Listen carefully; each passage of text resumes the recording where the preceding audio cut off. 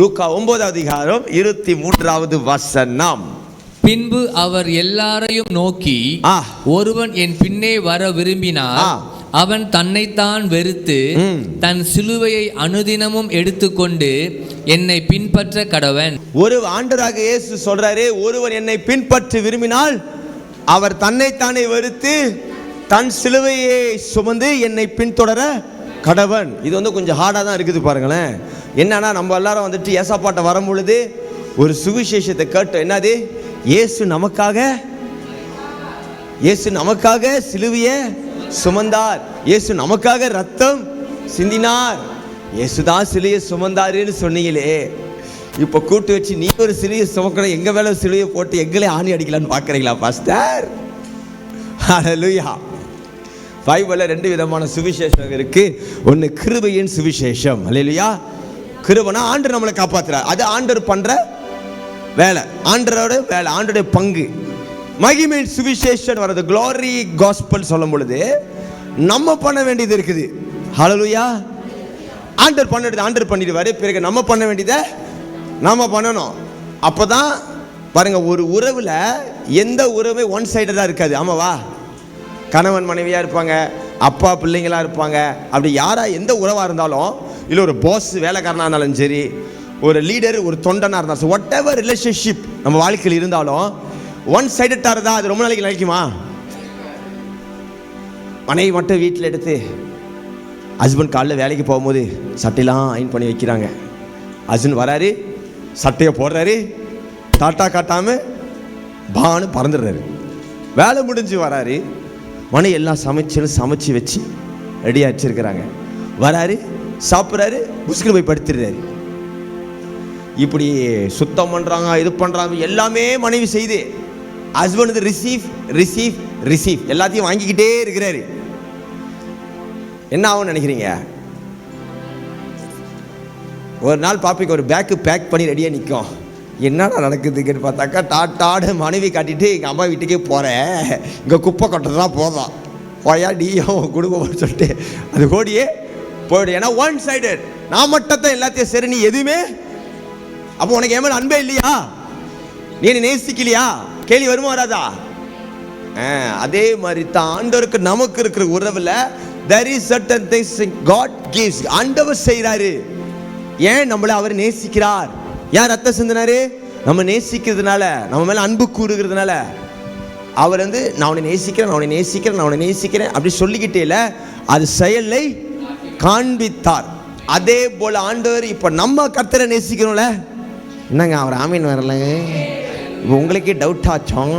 நேசிக்கிறேன்னு சொல்லிட்டாக்க இருந்தாலும் வில்லங்கமாக ஏதாவது செய்ய சொல்லிடுவோம், கொஞ்சம் அமைதியாகவே மெயின்டைன் பண்ணுவோம் அப்படின்ற மாதிரி இருக்கு நீங்கள் பண்ணுறது. எத்தனை பேர் ஆண்டவர் நேசிக்கிறீங்க? ஆமீன் சொல்லுங்க பாப்போம். இப்போ ஆண்டவர் சில எக்ஸ்பெக்டேஷன் வைக்கிறாரு. ஆனால் என்ன ஒரு பியூட்டி நான் சொல்கிறேன்னா, என்னுடைய நுகம் வந்து எழுகுன்னு சொல்கிறாரு. My yoke is light. சிலுவையே சுமக்கணுமா? அது கேட்கும் போது கஷ்டமா இருக்கு. ஆனால் ஆண்டவர் நேசிக்கிற பிள்ளைகளுக்கு அந்த சிலுவையை சுமக்க அவர்களுக்கு வைத்திருக்கிற பாதையில ஜெயம் எடுக்க கர்த்தர் கிருபை பாராட்டுவார். ஆமென் சொல்லுங்க. ஆண்டவர் பலப்படுத்துவார், ஆண்டவர் நம்ம நடத்துவார். அதனால பயப்பட வேண்டாம். இப்போ போன வாரம் லைட்டாக என்னத்தான் நான் கொஞ்சம் பேசுறேங்கிறத சொல்லிடுறேன். அப்போ இந்த வாரம் போனால் கொஞ்சம் நல்லா இருக்கும். முதலாவது, ஆண்டவர் வந்து அழைக்கிறார் ஒரு சிலரை தம்முடைய சீஷனாக. நிறைய திரளான மக்கள் சுகத்துக்காக, விடுதலைக்காக, ஆசீர்வாதங்களுக்காக வருவார்கள். ஆனால் வருங்கிற ஒரு சிலர் ஆண்டவர் தொட்டார்னா, இது எனக்கு சொந்தம் அப்படின்னு வேறு பிரிச்சார்னா, நீங்க பாருங்க, அந்த குறிப்பிட்ட நபர் எக்காலம் கர்த்தரை விட்டு விலக மாட்டாங்க, ஆண்டவரை பிடிச்சு கொள்வாங்க. அவர்கள் தான் யாரு? தேவனால் தெரிந்து கொள்ளப்பட்டவர்கள். ஆமென். பைபிள் சொல்லுது, நீங்கள் என்னை தெரிந்து கொள்ளலை, நான் உங்களை. நீலாம் வரல என்கிட்ட, நான் தான் உன்னை இழுத்தேன். ஆமென். இல்லைனா வந்து ஆசீர்வதிக்கப்பட்டு கடந்து சென்றிருப்பேன். பார்த்துருக்கீங்களா? சுவிசேஷ கூட்டங்கள்லாம் போடும் பொழுது, ஸ்பெஷல் மீட்டிங் போடும் பொழுது, இல்லை வெளியே பெரிய ஊழியக்காரங்கள் வந்து சுகத்துக்கான, விடுதலைக்கான கூட்டங்கள் 1000 திரளான மக்கள் வருவாங்க. பார்த்துருக்கீங்களா? ஆனால் எல்லாரும் தொடர்ந்து ஆண்டவருக்குள்ள இருக்கிறது வாய்ப்பு அரிது. ஆனால் ஒரு சிலர் பாருங்க, அந்த மாதிரி கூட்டங்களில் தொடப்பட்டு ஆண்டவர்கிட்ட உட்காந்துருவாங்க. ஏசப்பா தான் எனக்கு வேணும்னு. அது என்னது? தேவன் அவர்களை தெரிஞ்சு கொண்டாரு. அப்போ அந்த ஆண்டவர் தெரிஞ்சு கொண்டவர்களை ஆண்டவர் என்னன்னு அழைக்கிறார்னா சீஷர்கள் என்று அழைக்க. சொல்லுங்க, சீஷர்கள், டிசைபிள். இந்த டிசைபிள்ங்கிற வார்த்தைக்கு அர்த்தம் என்னன்னா, இது கிறிஸ்துவத்தில் மட்டும் இல்லை, இது பொதுவாகவே டிசைபிள்ங்கிற வார்த்தை இருக்கு. டிசைபிள்னா a follower. டிசைபிள் என்னது? ஒருத்தவன் பின்பற்றுகிறவன் என்று அர்த்தம். ஒருத்தர் இருக்கிறாரு, அவரையே ஃபாலோ பண்றான் வச்சுக்கோங்களேன், அவன் பேர் என்னது? பின்பற்றுகிறவன். அவன் பேர் டிசைபிள். ஒரு leader he is my disciple அப்படின்னு அவர் சொல்றாருன்னா என்ன அர்த்தம்? அந்த குறிப்பிட்ட நபர் இந்த தலைவனை தொடர்ந்து பின்பற்றி கொண்டே இருக்கிறார்கள் என்று அர்த்தம். ஆமென். ஏசப்பா காலத்தில் ஏசப்பாக்கு மட்டும் தான் டிசைபிள் இல்லை, நிறைய பேர் தலைவர்கள் இருந்தாங்க, நிறைய பேருக்கு டிசைபிள் இருந்தாங்க, நிறைய சீஷர் இருந்தாங்க. யோவான் ஸ்தானகன், ஜான் த பேப்டிஸ்ட் இருந்தார். அவர் ஒரு தலைவரை கர்த்தர் எழுப்பின பொழுது அவருக்கு சில சீஷர்கள் இருந்தார்கள். ஆமென். அப்போ ஆண்டவர் எழுப்பும் பொழுது, ஆண்டோடைய ஏசப்பாவுடைய ஊழியம் நடைபெற ஆரம்பிக்கும் பொழுது ஆண்டவர் துல்லியமாய் 12 பேரை தம்முடைய சீஷரை தெரிந்து கொண்டார். அவர்களை தான் அஸ்திவார கற்களா ஆண்டவர் ஊழியத்துக்காக சபைக்காக நியமிக்கிறாரு. அதுக்கப்புறம் உன் சரித்திரம் உங்களுக்கு தெரியும், மத்திய மாக்கு லூக்கு யாவெல்லாம் படிச்சிங்கன்னா அடுத்தடுத்து என்ன நினச்சுன்னா அதில் நீங்கள் பார்த்து கொள்ளலாம். ஆனால் இன்றும் இயேசு தமக்கென்று சிலர் சீஷரை தெரிந்து கொள்ளுகிறார். அல்லேலூயா. இந்த சீஷர்கள் எதற்காக ஆண்டவர் தெரிந்து கொள்றாரு? முழுக்க முழுக்க அவருடைய சத்தியத்தை பற்றி கொண்டு அவருடைய அபிஷேகத்தை பெற்று அவருடைய ராஜ்யத்துக்கு பிரயோஜனமான கருவிகளாய் கர்த்தர் எழுப்புகிறார். Praise the Lord. It is impossible a man is a disciple of Christ and doesn't do anything for God. ஒரு சீஷன் கர்த்தருக்காக எதுவும் செய்ய முடியாது எழும்புவான். அதற்காக தான் கர்த்தர் தெரிந்து கொள்ளுகிறார். இங்க இருக்கிறவங்க யாவருக்கும் சொல்றேன், ஆண்டவர் உங்க யாவரையும் ஏதோ ஒரு விதத்தில் பயன்படுத்த முடியும். ஆமென் சொல்லுங்க. எத்தனை பேர் ஆசை ஆண்டவங்களை பயன்படுத்தணும்னு? எல்லாம் தெரிஞ்சுக்கொள்ளுங்க. ஆண்டவங்களை பயன்படுத்தணுங்கிறதுக்காக நீங்க 7 நாள் சபையில் இருக்கணும் அவசியம் கிடையாது. Praise the Lord. சபையோட ஒட்டி இருக்கணும், சபையோட ஐக்கியமா இருக்கணும். ஆனா not everybody is called to be 24/7 inside the church. ஒரு சிலருக்கு சபைக்குள்ள அழைப்பு, ஒரு சிலருக்கு சபையோட இணைஞ்சு அழைப்பு, ஒரு சிலருக்கு சபைக்கு வெளியே அழைப்பு. அல்லேலூயா. ஆனா ஏதோ ஒரு விதங்களிலே கர்த்தர் நம்மளை பயன்படுத்தணும்னு விரும்புகிறார்.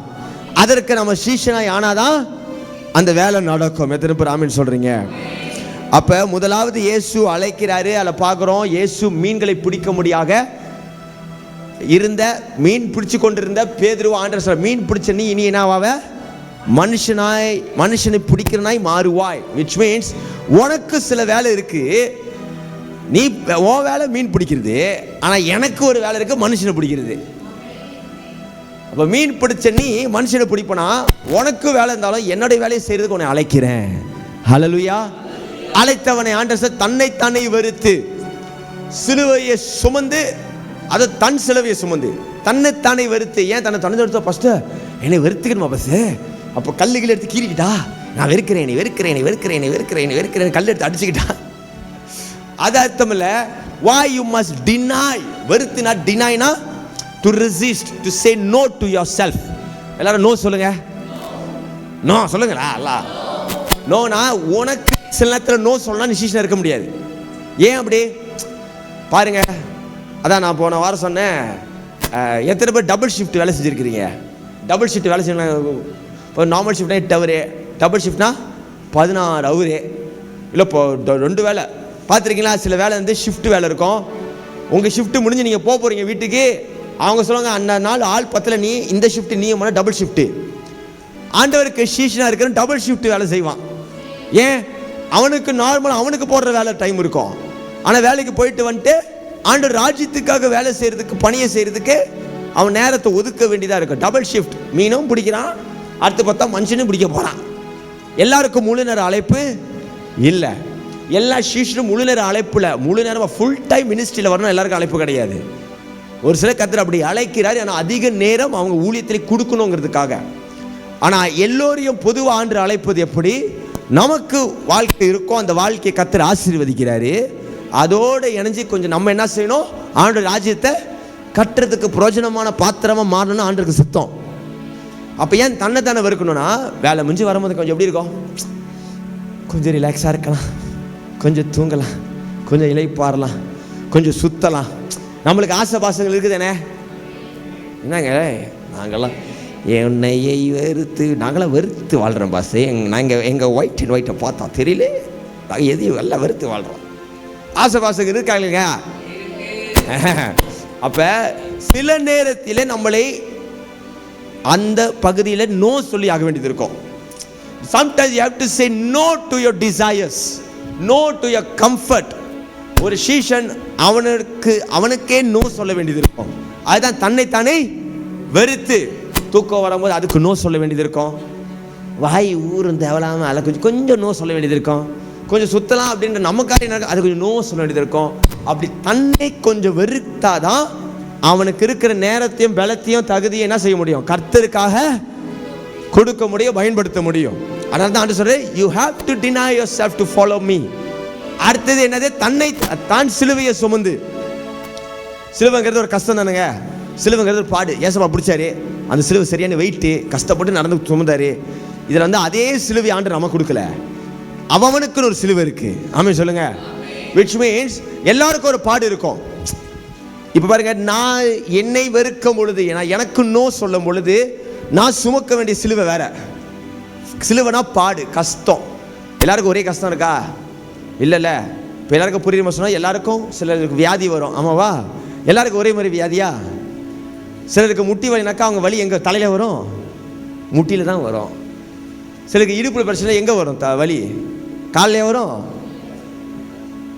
இந்த இடுப்பு வலி வர்றவன் கொஞ்சம் கூனி நடந்து கஷ்டப்பட்டு உட்காருவான். தலைவலி வர்றவன் படுத்தா தலை வெயிட்டாக இருக்கணுவான். ஒவ்வொருத்தருக்கும் அவங்கவுங்க சரீரத்தை வர பலவீனத்துக்கு ஏற்ற ஒரு பாடு, ஒரு கஷ்டம் இருக்குங்கிற மாதிரி அவர்கள் வாழ்க்கையில் இருக்கக்கூடிய பாடுகள், கஷ்டங்கள் வித்தியாசம். சிலருக்கு ஃபைனான்ஸில் ப்ராப்ளம் இருக்கும், சரீரத்தில் ப்ராப்ளம் இருக்கும். சிலர் பார்த்தீங்கன்னா அவங்களுக்கு வந்து வேலையில் பிரச்சனை இருக்கும், குடும்ப காரியம். ஒவ்வொருத்தருக்கும் அவர்கள் தன்னை வெறுக்கும் பொழுது ஒரு சிலுவை உண்டாயிடும். because it comes with a sacrifice. ஏதோ ஒரு சிலுவை வந்துடும் எங்கேயாவது. அங்கே தான் அப்போஸ்தலர் பவுல் கர்த்தரால் வல்லமையாய் பயன்படுத்தப்பட்ட பொழுதும் அவருக்கு என்ன இருந்துச்சா, ஒரு முள் இருந்துச்சான். அந்த முள் ஆண்டவர் நீக்கல. ஆண்டவர் என் கிருபை உனக்கு. சில நேரத்தில் சில முள் இல்லாட்டா நம்ம ஆண்டவருக்கு சீஷனை செயல்படவும் கஷ்டம். hallelujah. there has to be some hardships in our life so that we can shine for God. அதில் தான் நாங்கள் வேல்யூ. 24 மணி நேரம் ஃப்ரீயாக இருக்கிறேன், பேங்க் பேலன்ஸ் நிறைய இருக்கிறது, எல்லாம் சொகுசாக இருக்கு, நான் கர்த்தருக்காக ஊழியம் செய்கிறேன் அப்படின்னு சொல்கிறது இல்லை. வெயிட் இருக்குதா? இல்லை சத்தில் நேரம் இல்லை, சத்தில் பணம் கரெக்டாக நமக்கே கரெக்டாக இருக்குது அப்படின்ற போது அதெல்லாம் கொஞ்சம் அட்ஜஸ்ட் பண்ணி ஓடி வந்து ஆண்டவருக்காக நீங்கள் காரியங்களை செய்யும் பொழுது அதில் வெயிட்டு கூடியா? நீங்கள் சொல்லுங்கள். முடியுங்கிற சூழ்நிலை செய்கிறது காட்டிலையும் முடியாதுங்கிற சூழ்நிலை செய்கிறது தான் பிசாசத்தில் நமக்கு எப்பயும் முடியாதுங்கிற சூழ்நிலை கொண்டு வைப்பான். You can't. உன்னை அது உன் சூழ்நிலைக்கு உன்னால் கடவுளுக்கு எதையும் செய்ய முடியாது, உன் நிலைமைக்கு நீ பிரகாசிக்க முடியாது, உனக்கு இருக்கிற பிரச்சனையே நிறைய இருக்கு, நீ ஆண்ட ராஜ்யம்லாம் யோசிக்காத அப்படின்ற சூழ்நிலை தள்ள பார்ப்பான். அங்கதான் நம்ம சீஷனாக மூல நம்ம வெறுத்து நம்ம சிலுவையை சுமக்க தீர்மானம் பண்ணிட்டோம்னா அடுத்த கட்டம் வந்துடும். என்னது? தன் சிலுவையை சுமந்து என்னை பின்பற்றுகிறவன் பேர் தான் என்னது? ஃபாலோவர் தான் சீஷன். you will become a disciple. hallelujah. இன்னைக்கு ஆண்டவர் அநேகரை சீஷர்களாய் எழுப்புவாராக. அநேகர் தேவ ராஜ்யத்துக்கு பிரயோஜனமாய் பாத்திரமாய் கர்த்தர் எழுப்பி மகிமையாய் நடத்துவாராக. அடுத்து நான் போன வாரம் சொன்னேன், ஒரு சீஷன் கற்றுக்கொண்ட உபதேசத்தில் நிலைத்து நிற்கணும். ஆண்டவர் கற்றுக் கொடுத்த வார்த்தை எனக்கு நிலைத்து நிற்கும் பொழுது சீஷனாக இருக்க முடியும். பிற ஒருத்தரை நேசிக்கும் பொழுது நீங்கள் கர்த்தருக்கு சீஷனாய் இருப்பீர் என்று உலகம் பார்க்கும்.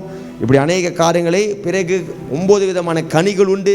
அந்த கனிகள் கொடுக்கக்கூடிய நல்ல சுபாவங்கள் கர்த்தர் உங்களுக்கு உருவாக்க முடிய சில சூழ்நிலை நடத்துவார். அதில் உங்களுக்குள்ள சில நல்ல தகுதிகளை கர்த்தர் உருவாக்கி அவருக்கு பிரயோஜனமான சீஷை கர்த்தர் மாற்றுவார் என்கிற காரியங்களை போன வாரம் உங்களுக்கு நான் போதித்தேன். இன்று அடுத்த பகுதிக்கு கடந்து சொல்லுவோம். This is very very basic and I believe it's easy for everybody to understand. அந்த சைடு போடுமா? ரெக்கார்டிங் பண்ணுறீங்களா? அதில் வசனம் போடுறீங்களா? இதையும் போட்டுருங்க. போடுங்க. ஒரு ஈஸியாக இருக்கும், ஒரு டயக்ராம் போட்டால் உங்களுக்கு ஈஸியாக இருக்குங்கிறதுக்காக இதை நம்ம போடுறோம். சிலுவை எப்படி இருக்கும்? எல்லோரும் செஞ்சு காட்டுங்க கையில் சிலுவை. என்னங்க இப்படி அவரே என்னை அரைங்க சிலுவையில், நான் இப்பயே ரெடி ஆகிட்டேன், அடிக்க இப்படி சீஷ ஒப்பு கொடுத்துட்டார். இப்பயே காட்டுங்கப்பா, ஆல்டர் மாதிரி எல்லாம் காட்டுறீங்க. காட்டுங்க, வரல வெக்கப்படாமல் காட்டுங்க. எப்படி இருக்கும்? ஒரு சில பெரிய சிலுவை, ஒரு சின்ன சிலுவையாக கட்டுறீங்க. எது எப்படியோ அவர்களுக்கு ஒரு சிலுவை இருக்கிறது. சிலுவை அப்படி தானே இருக்கும். ஓகே, கேரிங் த கிராஸ், சிலுவையை சுமக்கணும். ஏர்லி ஸ்டேஜ் நீங்கள் இருக்கிறீங்க. ஒரு கிராஸ் என்று பார்க்கும்போது இப்படி இருக்குல்ல, 4 விதமான டைரக்ஷனில் உங்களுடைய ஆவிக்குரிய வாழ்க்கை காணப்படும். இது ஒரு நாள் ஜெபம் பண்ணும் போது வந்த வெளிப்பாடு எடுத்து வச்சுட்டேன். நீங்கள் ஞாபகப்படுத்தினார் ஆண்டு, இதை வச்சு நீ ஆரம்பி அப்படின்ற மாதிரி. அதனால் இதை கொண்டு வந்தேன். எல்லாரும் சொல்லுங்க மேலே, எல்லாரும் சொல்லுங்க உள்ள, எல்லாரும் சொல்லுங்க வெளியே, எல்லாரும் சொல்லுங்க கீழே. 4 டைரக்ஷன் இருக்கு. பாஸ்டர், நான் ஒரு நல்ல ஆரோக்கியமான சீஷனாக இருக்கணும், நல்ல ஒரு ஆரோக்கியமான ஆண்டோட பிள்ளையாக இருக்கணும், நான் என்ன செய்யணும்? உங்கள் லைஃப் நல்ல ப்ராப்பராக பேலன்ஸ்டாக ஆண்டோருக்குள்ளே நல்ல ஒரு கிறிஸ்துவ பிள்ளையாக இருக்கணும்னா 4 டைரக்ஷன்லேயும் சில காரியங்கள் நடக்கணும். மேலே என்று சொல்லும் பொழுது உங்களுடைய ஜெபம், ஆராதனை. மேலே என்ன அர்த்தம்? எல்லாம் மேலே பாருங்க, பாருங்க மேலே, பரவாயில்ல. மேலே பார்த்துட்டிங்களா? மேலே பார்த்தா சுற்றி அதை பார்க்க முடியுதா? யார்ட்டையாவது பேசும்போது 10 பேர் இருக்காது, நல்லா இருக்கீங்களா, ஹாய், கை கொடுங்க, ஹலோ, பிரைஸ் லார்ட். இதை கண்டு குருடா தெரியலையே, என்ன திச்சு தெரியலையே இந்த ஆளுக்கு. மேலே பார்த்தா யாரை பார்ப்போம்? So there are certain things in your spiritual life that you give to God. சொல்லுங்க, ஆண்டவருக்கு கொடுக்கிறது, ஆண்டவருக்கு நோக்கி. அதான் பைபிள் சொல்லுது, இடைவிடாமல் ஜெபியுங்கள், எப்போதும் கர்த்தரை தொழுது கொள்ளுங்கள்.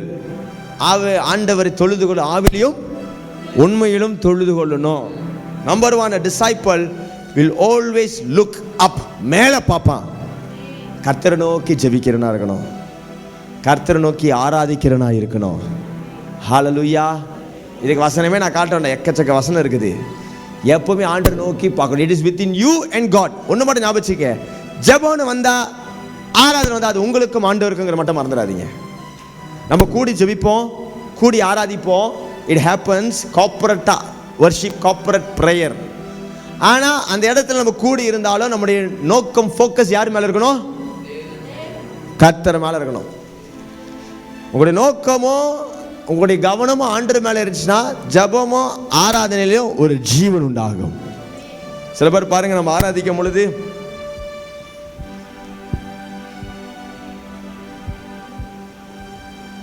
இந்த தம்பி அன்னைக்கு பொங்க அவர் அடிச்சாரு, இன்னைக்கு இவர் அடிக்கிறாரு, ஏதோ நல்லா அடிக்கிறாரு, பரவாயில்ல, ஏதோ பண்ணிட்டோம்.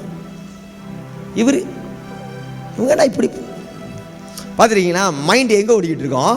இங்கே என்ன நடக்குது, இங்கே யார் என்ன பண்ணுறா, சரி சத்தம் என்ன இது, கது திறக்கும் போது பாருங்க, டச் பண்ணணும். சம்டைம்ஸ் ஆராதனை நடக்கும்போது கது திறந்து பார்க்கணும். டக்குன்னு யாரோ வந்திருக்காங்க. இதெல்லாம் என்ன அடையாளம்? நோக்கம் அங்கல்ல, சுத்தியே திரிச்சுக்கிட்டு இருக்கிறது. நோ, நீங்க ஜெபிச்சாலும் நீங்க ஆராதிக்கும் பொழுதும் உங்களுடைய முழு கவனம் கர்த்தர் மேல வந்துடணும். சுத்தி இருக்கிறது உங்களுக்கு மைலே வராதுங்க. உண்மையா ஜெபிக்கிற, உண்மையா ஆராதிக்கிறவங்களுக்கு சுத்தி இருக்க சூழ்நிலையை பார்க்க மாட்டாங்க, மெய் மறந்து இருப்பாங்க. A true man who is praying and worshiping in the spirit. அடையாளம் சொல்றேன், ஆவியில உண்மையா ஜெபிக்கிறவனோ, ஆவியில உண்மையா ஆராதிக்கிறனுக்கு ரகசியம், நேரம் போறதும் தெரியாது. நேரம் போறது தெரியாது. என்ன பாச காணோம், 11:30 மணிக்கு மைக்கு எடுக்கணும், 35 40 45, ஐயோ இந்த ஆள் வரலையோ, இந்த மாதிரி பாடிக்கிட்டே இருக்கு, அடுத்த பாட்டு எந்த பாட்டு எடுக்குன்னு தெரியாமல் திணறி பாடுது. ஏதோ கதை இன்னைக்கு, ஏதோ கதை நடக்குது, என்ன நடக்குது, இதெல்லாம் நம்ம மைண்டில் ஓடினா என்ன அர்த்தம்? ஆவியில ஜபம் இல்லை, ஆவியில இல்லை ஆராதனை, ஆக்சுவலி ஆவியில ஆராதனை போல மெய் மறந்து கர்த்தரை ஆராதிக்கணும். ஜப வேலையில நம்ம ஜப கூடிகளை ஜபிக்கும் பொழுது இன்னைக்கு டைமுக்கு முடிஞ்சிருமா இல்லை இழுப்பாங்களான்னு தெரியலையே. ஹல்லேலூயா.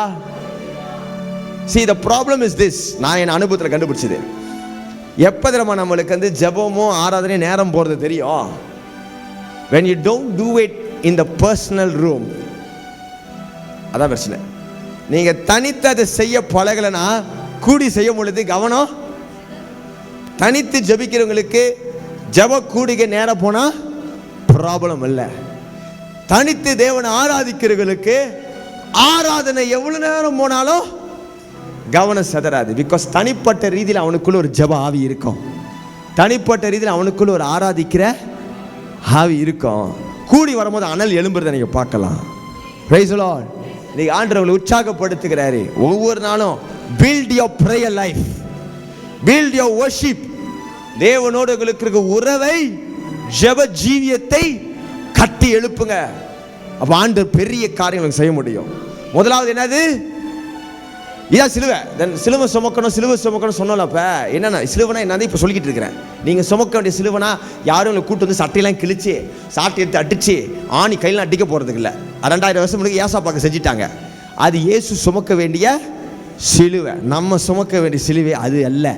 ஆனால் இன்னைக்கு நமக்கு கொடுக்கப்பட்ட சிலுவை தான் நான் உங்களுக்கு காட்டிக்கிட்டு இருக்கேன். நீங்கள் சுமக்க வேண்டிய சிலுவை என்னன்னா இந்த 4 ஏரியா சொல்லுங்க. மேலே என்னது? ஜெபம், ஆராதனை. அடுத்தது சொல்லுங்க, உள்ள இறக்க வேண்டிய சில விஷயங்கள் இருக்கிறது. என்னது? ஆண்டவருடைய வார்த்தை, the word of God. மனுஷரதும் அப்பத்தினால் மாத்திரம் பிழைப்பதில்ல, தேவனிடத்தில் புறப்படுகிற ஒவ்வொரு வார்த்தையினாலும் பிழைப்பான். சாப்பாடு எங்க போவோம்? வியாபாரம் சாப்பாடு எடுத்து தடவிக்கிட்டு இருப்பீங்களா? சாப்பாடு நல்லா இருக்கு அது கிரீமு. சாப்பாடு எங்க போவோம்? அதே மாதிரி ஆண்டவருடைய வார்த்தை நம்மளுக்கு ஆவிக்கு உணவு. அப்ப அது எங்க போவோம்? அடுத்தது சிலுவையை சுமக்கணும்னா நான் வசனத்தை உள்ள அனுப்பி கொண்டே இருக்கணும். பாருங்க, நீங்க வசனத்தை உள்ள அனுப்பினா உங்க ஆவி பலவீனமாகும், ஆவி சோர்ந்து போகும். உங்களுடைய உள்ள இருக்கிற கிறிஸ்துவ ஜீவியத்தில் இருக்கிற ஆர்வம் அப்படியே கொஞ்சம் குறைய ஆரம்பிக்கும். அப்போஸ்தலர் 2:42 வாசிங்க. அப்போஸ்தலர் 2வது அதிகாரம் 42வது வசனம். ஐக்கியத்தையும் வேதத்தையும் ஒண்ணா இருக்கும் இதுல. அவர்கள் அப்போஸ்தலருடைய உபதேசத்திலும் அந்யோன்யத்திலும் அப்பம் பித்துதலிலும் ஜெபம் பண்ணுதலிலும் உறுதியாய் தரித்திருந்தார்கள். ஹல்லேலூயா. பாருங்க, சர்ச்சில் கூடும் பொழுது ஆராதனையும் ஜெபமும் மேலே போயிடும். ரைட்டா? அது கர்த்தருக்கு நம்ம கொடுக்கிறது. we send it to God. ஆனால் வசனம் என்று சொல்லும் போது நீங்கள் எடுத்து வசனம் எடுத்து ஆண்டருக்கு நீ கொடுக்கல. அது எதுக்கு? அது உங்களுக்கு, உங்களுடைய ஆவிக்குள்ள இறக்கிறது. டு ரிசீவ் சொல்லுங்க, பெற்றுக்கொள்ள. கொடுக்க வேண்டிய சில காரியம் இருக்கு, பெற்றுக்கொள்ளதுக்கு சில காரியம் இருக்கு. ஹல்லேலூயா. சபையில் கூடும்போது நம்ம என்ன பண்றோம்? கர்த்தருடைய வார்த்தையை கேட்குறீங்க. இந்த வார்த்தையை கேட்ட பிறகு அடுத்து நமக்கு என்ன நடக்கும்? க்ளோசிங் ப்ரேயர் நடக்குதா? ஆத்மாவை கத்தரி சோதரி முடிச்சதுக்கப்புறம் நடக்குது. பின்னாடி சாப்பாடு போடுவாங்க, எல்லாம் உட்காந்து சாப்பிடுவோம், நல்லா அப்பம் பிப்போம். அங்கே என்ன நடக்குது? ஆரோக்கியமான ஒரு ஐக்கியம். You see, a healthy church is a church that has strong word and strong fellowship. நல்ல வசனமும் நல்ல ஐக்கியமும் இருக்கணும். இன்ஃபேக்ட் ஒரு ரகசியம் சொல்றேன், வசனம் உள்ள கிரியை செய்ததுக்கான அடையாளம் என்ன தெரியுமா? ஐக்கியம் உண்டாகும். ஆமென் சொல்லுங்க. உங்களுக்குள்ள வசனம் உள்ள போதே அப்படின்னு எப்படி கண்டுகொள்ள ஊழிய ஆண்டைகளுக்கு சொல்லி கொடுத்தது ரகசியங்கள். ஐக்கியமா இருப்போம் சபையோட. சபை முடிஞ்சாலும் ஓடிடாதீங்க, சபையோடு இணைஞ்சு கொஞ்சம் என்ன செய்யணும்? ஐக்கியப்படணும். If you don't desire fellowship in the church that you are planted, word is not going inside of you. ஏன்னா வசனம் எப்பவுமே சபையாக சரீரத்தை ஒருமனப்படுத்தி கட்டும். வசனம் எதுக்காக கர்த்தர் அனுப்புறாரு? நம்மளை கட்டங்க. யாரை கட்ட? நம்மளை கட்ட. நம்ம கட்டப்படும் பொழுது நம்ம இணைக்கப்படுவோம். Praise the Lord. நல்லா கவனிச்சு பாருங்க. people who resist the word are the people who rebel against the church. வசனத்தை ஏற்றுக்கொள்ளாதவங்க தான் அதிக வேளை சபைகளை பிழைவை கொண்டு வரலாம் காணப்படுவாங்க. நல்லா கொஞ்சம் அனுபவம் தான் தியானித்து பார்த்தீங்க, ஆராய்ச்சி பார்த்தீங்கன்னா உங்களுக்கு தெரியும்.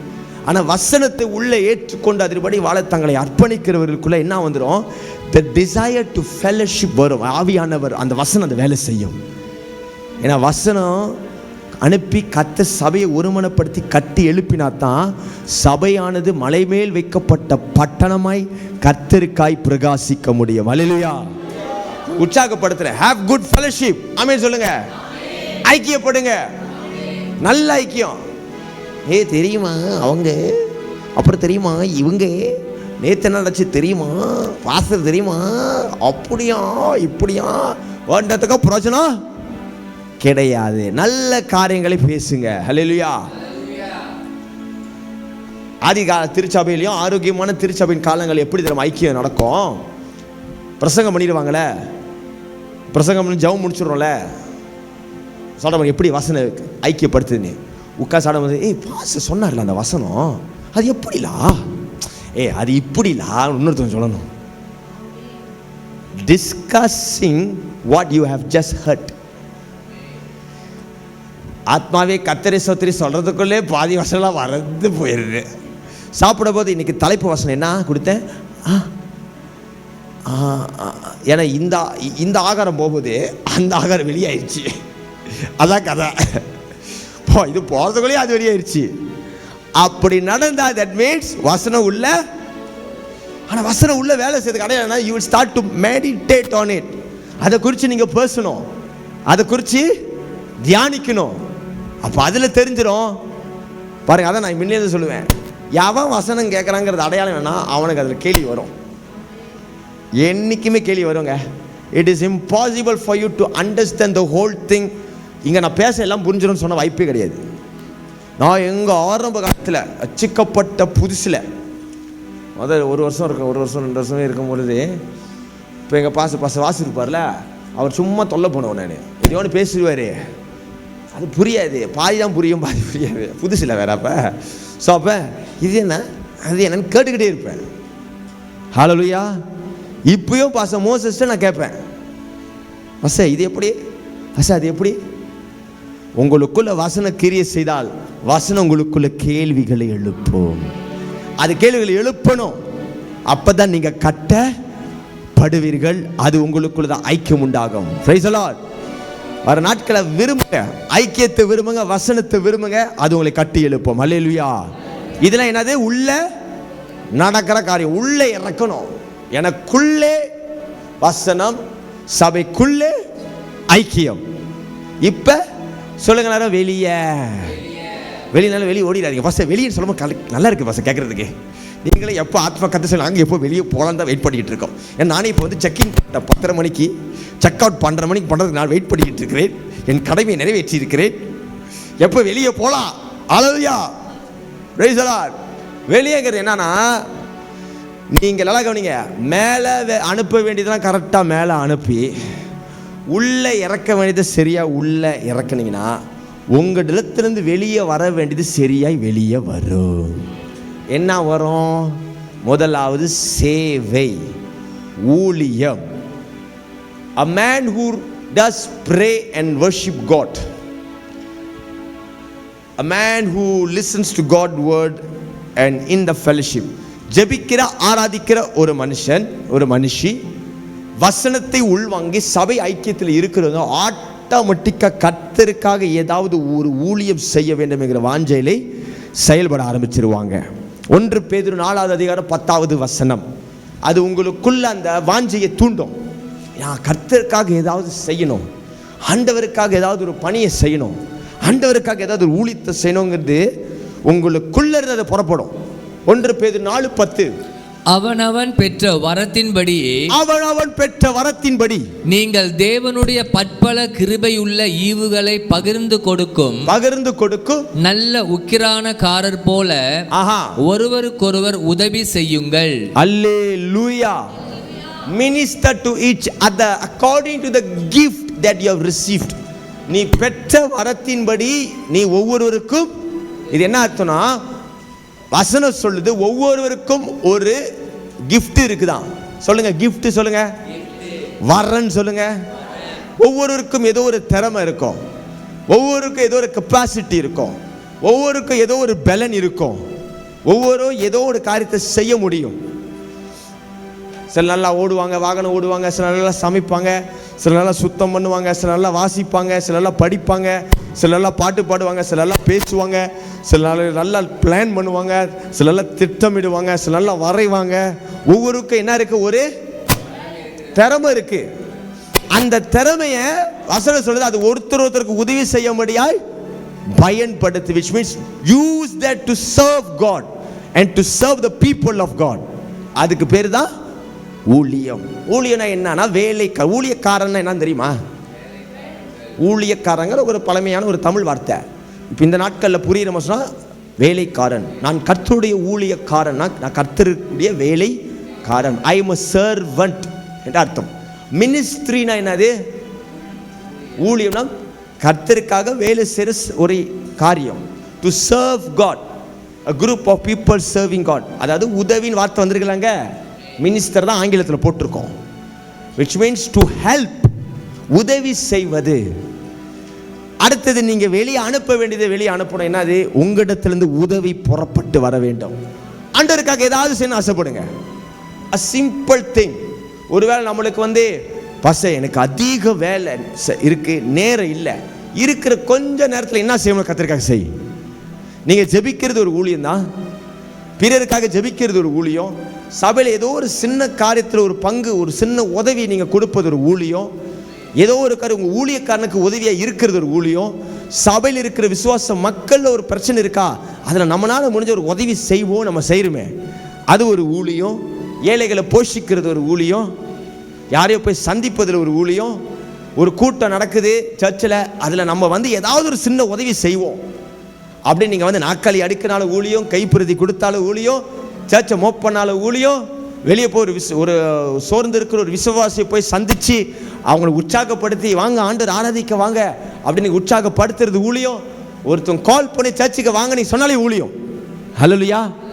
whatever that you do to help people to draw closer to God. நல்லா கவனிங்க.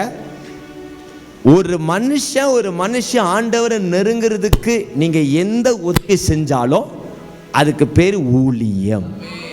அல்லேலூயா. சில நேரடியாக செய்வோம், சில நேரடியாக பாருங்க. இப்போ நம்ம சர்ச்சில் நிறைய ஊழியம் இருக்குதா? இப்போ நான் தான் முன்ன பிரசங்கம் பண்ணுறேன், ஆனால் நான் பிரசங்கம் பண்ணி நான் செய்ய வேண்டியது இப்போ கரெக்டாக இங்கே செய்யணும்னா என்னை சுற்றி எத்தனையோ பேர் நீங்கள் உதவியாக இருக்கிறீங்க. ஹல்லேலூயா. கால் பண்ணி ஆத்மா வர வைக்கிறதுக்கு ஒருத்தவங்க இல்லாட்டினா ஜனங்க வர முடியாது. போய் ஒருத்தவங்க ஏற்றிட்டு வர்றதுக்கு ஒருத்தவங்க இல்லைன்னா ஜனங்க வர முடியாது. ஒருத்தவங்க பிஎஸ் சிஸ்டம் ஏறி இறக்கினாக்கா நான் பேசுறது விளங்க முடியாது. பாட்டுக்கு ஏற்ற இசையத்தை கொடுக்கலாம், ஆராதனை தேவ பிரசன்னத்தை கொண்டு வர முடியாது. அஷஸ் ஒரு 4 பேர் இருந்து உதவி பண்ணாட்டா அப்போ இது என்னது? It's a team work. இணைஞ்சி கர்த்தருக்காக ஊழியம் செய்ய ஒரு கூட்டம் கூடி வரும் பொழுது இங்க இந்த பட்டணத்தில் இந்த சபையை கொண்டு தேவன் நினைச்சிருக்கிற தேவ சித்தங்கள் நிறைவேறுகிறது. ஹல்லேலூயா. அப்ப desire to serve God with your capacity. உங்களுக்கு கொடுக்கப்பட்ட திறமையை வாசி எனக்கு இது செய்ய தெரியும், வாசி எனக்கு இது வரும், நான் இந்த பகுதியில் உதவியா இருக்கிறேன் அப்படின்னு நம்ம நினைக்கணும். ஹல்லேலூயா. அடுத்தபடியாக அந்த கிராஸ் போடுமா திருப்பியும்? அடுத்து அந்த கிராஸ்ல அடுத்ததுதான் காணிக்கைகள் அல்லது பலிகள். கொடுக்கறதுல 2 இருக்கு. ஒன்று சர்விங் காட், இன்னொன்று பொருளாதார ரீதியில் நம்ம கர்த்தருக்கு கொடுப்போம். Praise the Lord. ஜெனரோசிட்டி, பொருளாதார ஆசீர்வாத ஜப கூட்டம் நான் ஒன்று வச்சிருந்தோம். நம்ம பாகம் 2 வியாழக்கிழமை நடந்துச்சு, பாகம் 3 இந்த வாரம் வர வியாழக்கிழமை நடக்கும். அன்று கற்றுக் கொடுத்த முக்கியமான பகுதி generosity is a universal law. Generosity is a universal. பைபிளில் நல்லா விளங்கிக் கொள்ளுங்க. ஆண்டவருடைய டாக்ட்ரின் இருக்கு, சத்தியங்கள் இருக்கு, தேவனுடைய பிரமாணங்கள் இருக்கு, லா ஆஃப் த யூனிவர்ஸ். அந்த லா ஆஃப் த யூனிவர்ஸ்னு சில கேட்டகரியில் இருக்கிறது எல்லாருக்குமே பொருந்தும். கிறிஸ்தவனாக இருந்தாலும் சரி, முஸ்லீமாக இருந்தாலும் சரி, இந்துவாக இருந்தாலும் சரி, எந்த மதத்தில் இருந்தாலும் சரி, the are certain universal law of God works for everybody. மூச்சு இழுத்து விடுங்க. நீங்கள் இழுத்து விட்டீங்களே, பைபிள் அதை ரூவா என்று சொல்லுகிறது. தேவனுடைய ரூவா காற்று மனுஷனுக்குள்ள இருக்கிறது என்ன? ரூவா காற்று. Everybody who is made in the image of God are under the subjection of God's law. ஒரு பேனை தூக்கி எடுத்து போட்டால் உழுவும் தானே கீழே? அது மிதக்குமா? கேலக்ஸி வெளியே போய் தான் மிதக்க, பூமிக்கு வெளியே. ஆனால் இங்கே உழுவோம். It's a universal law. அதே மாதிரி கொடுக்கறது யூனிவர்சல் law. தெரியுமா? நிறையா வேலை நீங்கள் பார்த்தீங்கன்னா கிறிஸ்தவர்கள் காட்டிலையும் கிறிஸ்துவ அல்லாஹ் ரொம்ப ஆசீர்வாதமாக இருக்கு நம்ம பார்க்குறோம். ஆமாம் இல்லையா? Because they know the law of giving, generosity. சபையில் தசம பாகம் காணிக்கைன்னு இருக்குது. அவர்களுக்கு உதாரணத்துக்கு ஒரு வியாபாரி எப்படி கொடுக்கிறான்? ஒரு வியாபாரி அவன் கீழே இருக்கிற 10 பேருக்கு சம்பளம் கொடுக்கிறான். மாதத்துக்கு ஒரு முறை அவங்களுக்கு வருஷத்துக்கு ஒரு முறை அவங்களுக்கு போனஸ் கொடுக்கிறார்கள். ஒருவேளை அவங்க கீழே வேலை செய்ய ஏதாவது கஷ்டம் நஷ்டம் வந்துருச்சுன்னா உதவி செய்கிறார்கள். They give. அந்த கொடுக்கிற அந்த பழக்கம் இருக்கிறதுனால தே ரிசீவ். அந்த மாதிரி ஜெனராசிட்டி. சில பாருங்க, நல்ல ஏழைங்களுக்கு ரொம்ப உதவி செய்வாங்க. இறங்கி போயிட்டு அனாதை ஆசிரமங்களுக்கெல்லாம் கொடுப்பாங்க. அவங்க அதனால பெற்றுக்கொள்கிறாங்க. It's a universal law. it works for everybody. stinginess, ஏன்னா நீதிமன்றம் சொல்லுது, பிசினித்தனம் பண்ண என்னைக்குமே நீ செழிக்க மாட்டாய். அப்ப ஒருத்தவன் கடவுளுக்குள்ள இருக்கிறனா, சரியான ஜபம் சரியான ஆராதனை நடக்குதுன்னா, சரியா உள்ள வசனம் வருது, சரியான ஐக்கியம் இருந்துச்சுன்னா, ஆட்டோமேட்டிக்காக அவனுக்கு கடவுளுக்காக ஏதாவது சேவை செய்யணும்னு வாஞ்ச வரும். செகண்ட், கடவுளுக்கு கொடுக்குறோன்னு என்கிற மன விருப்பம் உண்டாகும். ஹல்லேலூயா. இது 2 காரியமும் கொடுக்கறதுல இருக்கணும். அவுட், ரிலீஸ் பண்றது. அடுத்தது என்னது? கீழே. சொல்லுங்க, கீழே, டவுன். அது நான் பச டவுன், இது கொஞ்சம் புது கதையா இருக்கு. whatever that is coming under you, things will come under you. சில காரியங்கள் நம்ம கிட்ட இருக்கிறத நம்ம கீழே அனுப்பணும், கொடுக்கணும். அதான் மத்திய 28:19 ஆன்சரு. நீங்க போய் சகலரையும் என்ன செய்யுங்க? சீஷராய் உருவாக்குங்க.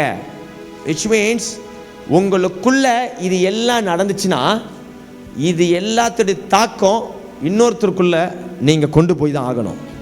that is how a Christian become another leader. என்னைக்குமே இயேசு ஒருத்தனை அழைக்கும் பொழுது சாகர வரைக்கும் பின்பற்றதுக்காக மட்டும் தெரிந்து கொள்ளல, பிறரை வழி நடத்த மாதிரியாய் கர்த்தர் தெரிஞ்சு கொண்டிருப்பார். ஹல்லேலூயா சொல்லுங்க பாப்போம். நீங்க எல்லாம் பார்த்தீங்கன்னா டிசைபிள், சீஷன் என்கிற வார்த்தை ரிலிஜியஸ் லீடருக்கு தான் பயன்படுத்துவாங்க. ஆவிக்குரிய மத தலைவர்களுக்கு தான் பயன்படுத்துவாங்க அந்த வார்த்தையை. இப்போ இயேசுக்கு டிசைபிள் ஏன் அந்த வார்த்தை வந்துச்சுன்னா அவரை பின்பற்றோம். ஏன்னா அவர் he was regarded as a religious leader. கடவுளை குறித்து பிரசங்கம் பண்ணுறாரு, தேவர் ராஜ்யத்தை குறித்து காட்டுறாரு. அப்போ நார்மலாகவே ஒரு டிசைபிள் ஒருத்தனை பின்பற்றும் பொழுது ஆட்டோமேட்டிக்காக அவன் சரியான சீஷனாக இருந்தால் அவன் பிறரை சீஷனாக ஆக்குவான். ஹல்லேலூயா. எல்லாரும் பலிபீடத்தில் அவசியம் இல்லை. ஒரு சிலருக்கு மேபி இந்த சபையில் இருக்கிறவங்களுக்கு 5 அழைப்பு தான் கர்த்தர் நிச்சயமாக அவங்களை எழுப்புவார். ஆமென். ஆனால் எல்லோரும் சரியாய் உருவாவாங்கன்னா, சரியா மேலே உள்ள வெளியே செய்வாங்கன்னா, உங்களை வச்சு 4 பேர் ஆண்டவர் பலப்படுத்துவார். உங்களுடைய ஜெப ஜீவியம் மற்றவங்களை ஜெபிக்கலாம் மாற்றணும். உங்களுக்குள்ள இருக்கிற வேத வசனம் மற்றவங்களை வேதத்தை வாசிக்கிறதுக்கு தூண்டணும்.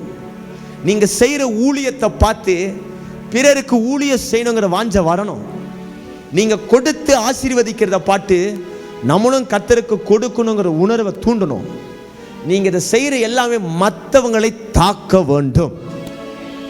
ஃபேக்ட் என்னன்னா, that's how church grows healthily. புதிய உடன்படிக்கையின் காலத்தில் அந்த அப்போஸ்தலர் பார்த்தீங்கன்னா கர்த்தர் அனுதினமும் ஆட்களை சேர்த்தாராம்.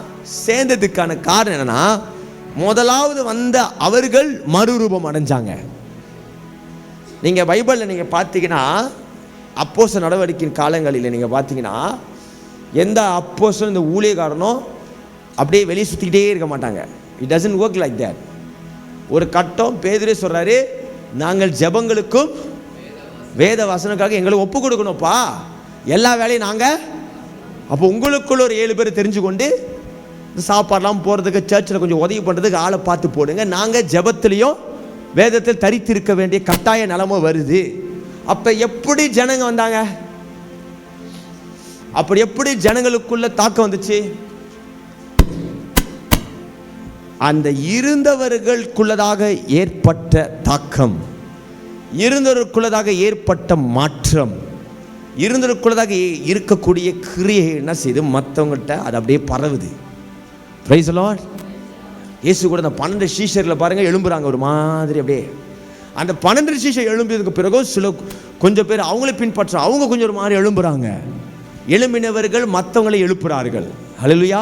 அப்படிதான் சபை, அப்படியே அந்த சத்தியம் வளருது. எத்தனை பேருக்கு ஸ்ரீமுடா பட்டணம், இந்த பட்டணம் ரட்சிக்கப்படணும்னு ஆசை?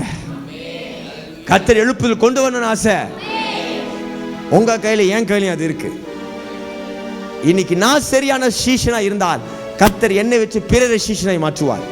If you are a disciple of Christ, God will use you to disciple others. நம்ம குடும்பங்களை சில ரட்சிக்கப்படணும் நமக்கு ஆசை உண்டு. நம்ம சொந்த பந்தங்களை சில ரட்சிக்கப்படணும் நம்மளுக்கு ஆசை உண்டு. நம்முடைய பக்கத்தில் இருக்கிற நம்ம பட்டணங்கள் இருக்க ரட்சிக்கப்படணும், தாக்கம் அடைய வேண்டும், இயேசு பார்க்கணும்னு ஆசை உண்டு. If you really want to see that happening, ஒரே வழி, நீ முதலாவது சீஷனாய் மாறணும். நீ சீஷனாய் மாறினாதான் நீ அந்த மாற்றத்தை கொண்டு வர முடியும். ஹல்லேலூயா. அதுதான் கீழே இம்பார்ட் டு இம்பார்ட். இரண்டாவது என்னன்னா, நீங்கள் கற்றுக்கொண்டதை நீங்கள் பிறருக்கு கொடுக்கணும். To release it to somebody else. நல்லா ஜெபிக்கிறதா இருந்தீங்கன்னா மற்றவங்களுக்கு ஜெபத்தை சொல்லிக் கொடுக்கணும். நல்லா வேத வாசினா இருந்தீங்கன்னா என்ன செய்யணும்? பாருங்க, வேதத்தை இப்படி வாசிங்க பிரதர், நான் கற்றுக்கொண்டேன். நல்லா இசை வாசிக்கிறேன், என்ன செய்யணும்? மற்றவங்களுக்கு தம்பி இந்தாவா இப்படி வாசி சொல்லிக் கொடுக்கணும். உன்கிட்ட இருக்கிற திறமையை நீ மற்றவங்கள்ட்ட இம்பார்ட் பண்ணிடணும். அதான் சீஷன். A disciple never keeps what he has within himself. ஒரு சீஷன் எப்போ தன்கிட்ட இருக்க தனக்குள்ளே வச்சிருக்க மாட்டான். நீங்கள் சீஷன் பூர்ணமாக ஆகிறீங்கன்னா, ஒரு டிசைப்பிளுடைய ஃபார்மேஷனில் கம்ப்ளீட்டாக ஆகிறதுக்கான அடையாளம் என்னன்னா, உங்களுக்குள்ளே இருக்கிறது பிறட்ட போக ஆரம்பிக்கும். அப்படி தான் ஊழியக்காரர் பார்த்தீங்கன்னா, சில ஊழியக்காரங்க அப்படியே நல்லா பூர்ணமாகும் பொழுது என்ன ஆகுறாங்க? அவங்க பிறரை ஊழியனாய் எழுப்புறாங்க. எப்படி அந்த மற்றவங்க ஊழியக்காரன் எழுப்புறதுக்கு அந்த கிருபை வருது? பிகாஸ் அவங்க அந்த சீஷத்துவத்தில் பூர்ணப்படுறாங்க. நீங்கள் சரியாக சீஷனாய் உருவாக நீங்கள் உங்களை அர்ப்பணித்து நீங்கள் இதெல்லாம் கரெக்டாக உள்ள வாழ்க்கையில் கொண்டு வந்தீங்கன்னா, உங்களுக்குள்ளே இருக்கிறத மற்றவங்களுக்குள்ள ஆண்டவர் டூப்ளிகேட் பண்ணுவார், காப்பி பேஸ்ட் ஆகும். பைபிள் சொல்லுது, இயேசு தான் சீஃப் அப்போஸ்தலராம். அவர் தான் மூத்த அப்போஸ்தலர். 12 அப்போஸ்தலரை எழுப்பினார். அந்த 12 அப்போஸ்தலர் பிறர்களை எழுப்புகிறாங்க. இன்னைக்கு உங்கள் எல்லாருக்குள்ளே இருக்கிற கிருபை உங்களுக்குள்ள மட்டும் இருக்காது, பிறர்கிட்ட பாயணும். ஆமென் சொல்லுங்க. ஆசைப்படுங்க. நான் செய்கிறத மற்றவங்களை செய்ய வைக்கணும். சில நேரத்தில் தரக்கிலையாயிடுது.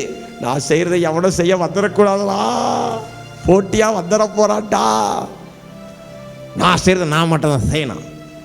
சம்டைம்ஸ் அந்த மென்டாலிட்டி சபைகளுக்குள்ளே பிசாசு அப்படி விஷத்தை ஏத்துற மாதிரி சபைக்குள் ஏத்துறதுனால தான் சில அன்வான்ட் திங்ஸ் சபைக்குள் நடக்க ஆரம்பிக்குது. அல்லேலூயா. ஆனால் நான் விசுவாசிக்கிற நம்ம சபை அப்படி இல்லை. நம்ம சபை அப்படி இல்லை. ஏன்னா ஆமீன் குறைவா வருது. நம்ம சபை அப்படி இல்லை, அப்படி இருக்கக்கூடாது.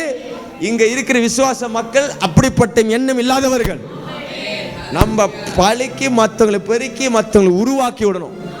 நான் ஏற்கனவே உங்கள்கிட்ட அந்த ரகசியம் சொல்லியிருக்கிறேன். உங்ககிட்ட இருக்கிறத மற்றவங்கள்ட்ட கொடுத்தீங்கன்னா உங்கள்கிட்ட இருக்கிற கர்த்தர் பெருக்குவார். பாருங்க, நானே இப்போ தான் ஒரு ஊழியத்தில் கொஞ்சம் வளர்ந்து வந்துக்கிட்டு இருக்கிறேன். இன்னும் நிறையா இருக்குது பார்க்குறதுக்கு. ஆனால் இப்போ பல போகிறேன். நானே பெருமைக்காக சொல்ல நான் சொல்கிறேன். நான் செஞ்சேன்னு சொன்னால் தான் உங்களுக்கு அந்த இது வரும். பார்த்த சில இடங்களில் போகும் பொழுது, ஆண்டவர் லீடிங் கொடுக்கும் பொழுது, அவங்களுக்கு ஜெபம் பண்ணி அந்த கிருபையை அவங்களுக்கு கட்டவிழ்த்து விட்டுருக்கிறேன். Mainly healing. சில இடத்துங்களுக்கு போக முடியாது, இப்போ ஆண்டவர் லீட் கொடுப்பாரு, அவங்களுக்கு அந்த கிருபையை நீ இது பண்ணணும் அப்படின்னு ஜெபம் சாட்சி வரும். நான் எண்ணெய் எடுத்து பூசி அவங்க கை ஜெபம் பண்ணி, இந்த கை கர்த்தர் சுகத்துக்காக பயன்படுத்துவீராக ஜெபம் பண்ணி அனுப்பிவிட்டுருவேன். அவங்க போய் ஜெபம் பண்ணி சுகமாச்சு பசனுவாங்க. அப்போ சொல்லுவேன், நல்லா உற்சாகப்படுத்தும், போய் நல்லா ஊழியம் பண்ணுங்கம்மா, 4 பேருக்கு இயேசு சொல்லி ஜெபம் பண்ணி விடுங்க, ஆண்டவர் உங்களை பயன்படுத்துவார். ஹல்லேலூயா. நமக்கு போட்டி பொறாம வரக்கூடாது. நீங்கள் உங்கள்கிட்ட இருக்கிற கிருபையை வாத்து கொடுத்தீங்கன்னா உங்கள் மேலே கிருபை பெருகும்.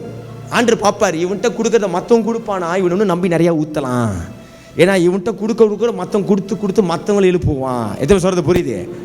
எல்லாரும் ஊழியத்திற்கு சொல்கிறேன் கேளுங்க. நீங்கள் ஊழியத்தில் ஆண்டு உங்களை நம்பி உங்களை உயர்த்தணும், ப்ரொமோட் பண்ணணும்னா ரகசியம் தான். உங்ககிட்ட இருக்கிறத மற்றவங்க கொடுங்க, ஆண்டு உங்கள்கிட்ட இருக்கிறத பெருக்குவார். Give it to others, you will see it increases in you. Hallelujah. அவன் தான் உண்மை உள்ள சீஷன். Praise the Lord. எத்தனை பேர் ஆண்டவருக்கு இந்த நாட்களில் சீஷனா எழும்ப ஆண்டவர் கையில் உங்களை ஒப்பு கொடுக்கிறீர்கள்? ஆண்டு நம்ம யாவரையும் இந்த பரிசுத்த பந்தி நாளிலே நம்மளை சீஷர்களாய் மாற்றுவாராக, எழுப்புவாராக. எல்லாரும் எழுந்த வண்ணமாக ஆண்டவரை நோக்கி ஆண்டவர் கரத்தை நம்மளை ஒப்பு கொடுத்து ஜெபம் பண்ண போகிறோம். இன்னும் கொஞ்ச நேரத்தில் நம்ம பரிசுத்த பந்தியிலே பங்கு பெற போகிறோம். அதனால் இந்த ஜெபம் பண்ணி இப்போ கர்த்தர் கையில் நம்ம ஒப்பு கொடுக்க வேண்டியது அவசியமாக இருக்கிறது. எல்லாரும் சீக்கிரமாக எழுந்த வண்ணமாக எல்லாம் ஏசப்பா நோக்கி பாருங்க. இந்த விலையேறப்பட்ட இயேசுவின் ரத்தம் எதற்காக சிந்தப்பட்டது? இந்த விலையேறப்பட்ட இயேசுவின் சரீரம் எதற்காக நமக்காக நொறுக்கப்பட்டது?